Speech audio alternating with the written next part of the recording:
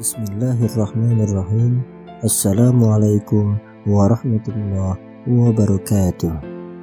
Sahabat beriman dimanapun Anda berada, gambaran beratnya sakaratul maut. Kematian adalah peristiwa berpisahnya ruh dari jasad, dan itu tidak terjadi kecuali disertai mabuk dan rasa nyeri yang teramat sangat. Bahkan ia menjadi rasa nyeri paling nyeri yang menimpa seorang hamba di dunia. Mabuk dan rasa nyeri itulah kemudian disebut dengan sakaratul maut. Tak heran sakaratul maut menjadi sesuatu yang ditakuti dan dijauhi setiap makhluk yang bernyawa. Sahabat beriman dimanapun Anda berada, simak video ini hingga akhir, semoga mendapatkan pahala dari Allah Subhanahu wa Ta'ala. Amin ya Rabbal Alamin. Sebagaimana yang digambarkan dalam Al-Quran, dan datanglah sakaratul maut dengan sebenar-benarnya, itulah yang kamu selalu lari darinya. Quran Surat Qaf ayat 19. Banyak ayat dan hadis yang menggambarkan betapa beratnya sakaratul maut, terutama yang dialami oleh hamba-hamba zalim dan ahli maksiat. Di antaranya adalah ayat berikut. Alangkah dahsyatnya sekiranya kamu melihat di waktu orang-orang zalim berada dalam tekanan sakaratul maut, sedangkan para malaikat memukuli dengan tangannya sambil berkata, keluarkanlah nyawamu. Di hari ini kamu dibalas dengan siksa yang sangat menghinakan, karena kamu selalu mengatakan terhadap Allah Subhanahu wa Ta'ala perkataan yang tidak benar, dan karena kamu selalu menyombongkan diri terhadap ayat-ayatnya. Quran Surat Al-An'am ayat 93. Beratnya kematian juga tergambar dari perbincangan singkat antara Sayyidina Umar ibnu Al-Khattab dengan Ka'ab.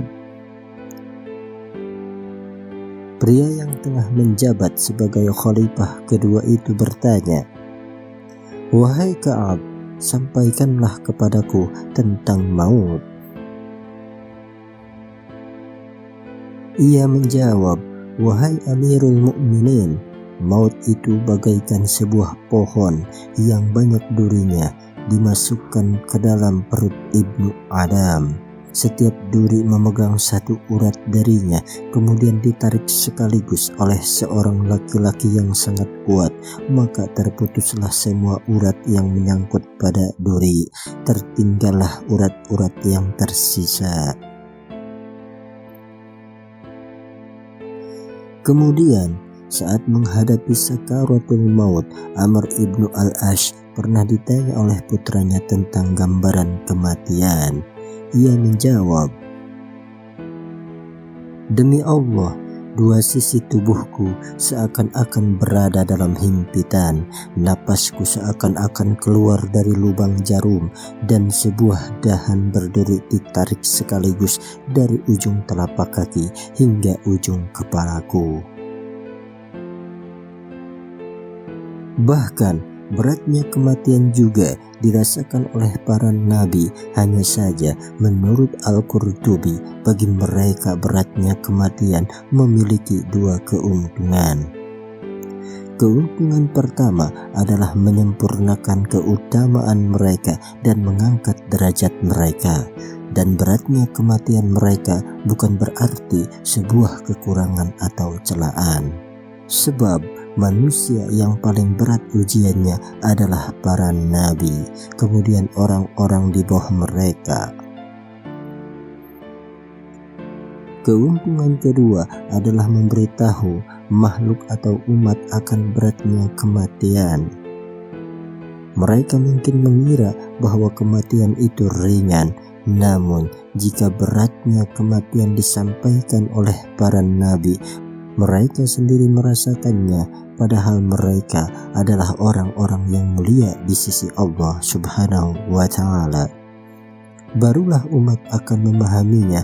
Hanya saja kematian para nabi dan umatnya ada perbedaan. Kematian para nabi tidak terjadi sebelum diberikan tawaran atau pilihan. Pada zaman dahulu, ada sekelompok Bani Israel yang mendatangi komplek pemakaman karena ingin mengetahui bagaimana rasanya kematian. Mereka kemudian sholat 2 rakaat dan berdoa kepada Allah agar ada seorang meninggal yang dihidupkan di tengah mereka, sehingga mereka bisa bertanya-tanya tentang kematian. Allah Subhanahu wa Ta'ala pun mengabulkan doa mereka. Tak lama muncul seorang laki-laki dari sebuah kuburan, namun yang keluar hanya kepalanya.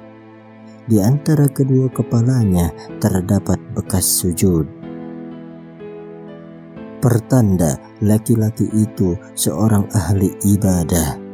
Ia pun bertanya, "Wahai orang-orang, apa yang kalian inginkan dariku?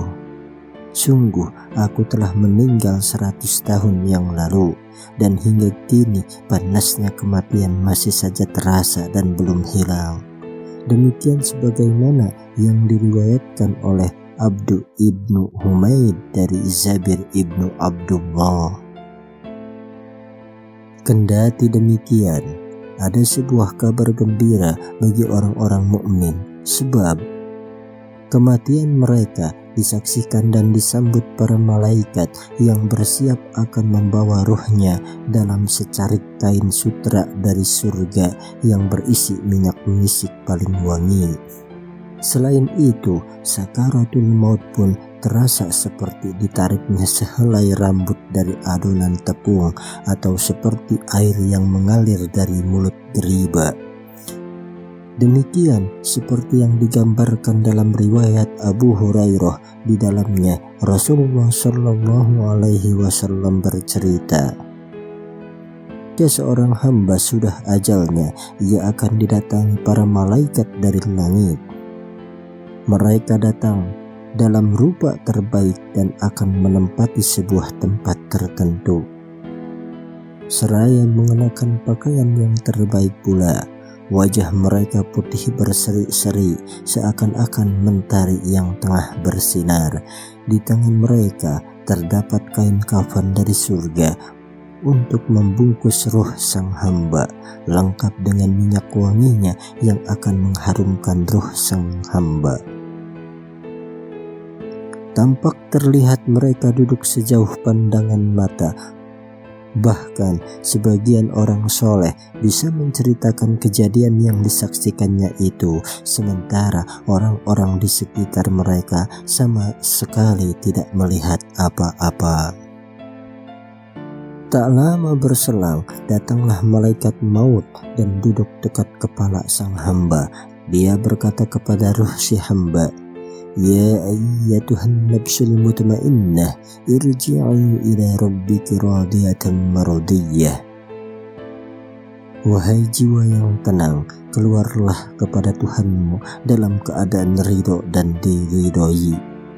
Quran Surat Al-Fajr ayat 27-28. Ruh pun tak bisa menunda perintah itu. Ia perlahan mengalir keluar dari jasad seperti keluarnya air yang bersih dan jernih dari mulut geriba air. Namun seringan-ringannya sakaratul maut bagi seorang mukmin tetap dirasakan cukup berat. Hal itu tampak dari cucuran keringat di keningnya, demikian seperti yang diungkapkan dalam riwayat At-Tirmidzi dari Buraidah. Rasulullah Shallallahu Alaihi Wasallam menyatakan, al-mu'minu yamutu bi'araqil jabini. Orang mukmin itu meninggal dengan keringat di keningnya. Keringat tersebut merupakan ungkapan dari beratnya kematian. Ada pula yang mengatakan sebagai tanda baik kematiannya. Sementara Ibnu Malik mengatakan, bagi seorang mukmin pun kematian itu tetap terasa berat, sehingga ia berkeringat di keningnya demi membersihkan dosa-dosanya atau menambah tinggi derajatnya. Hal ini ditegaskan dalam hadis yang lain, riwayat Al-Qamah, di mana Rasulullah Shallallahu Alaihi Wasallam bersabda, sesungguhnya nyawa seorang mukmin keluar sambil berkeringat, dan aku tidak menyukai kematian seperti kematian himar. Saat ditanyakan seperti apa kematian himar, beliau menjawab, yakni kematian mengejutkan. Hadis At-Tirmidzi.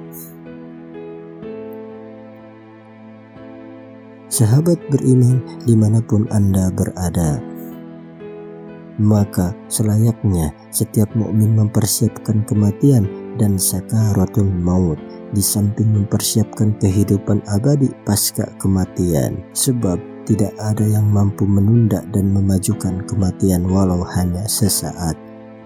Haruskah persiapan itu menunggu nyawa sampai di kerongkongan?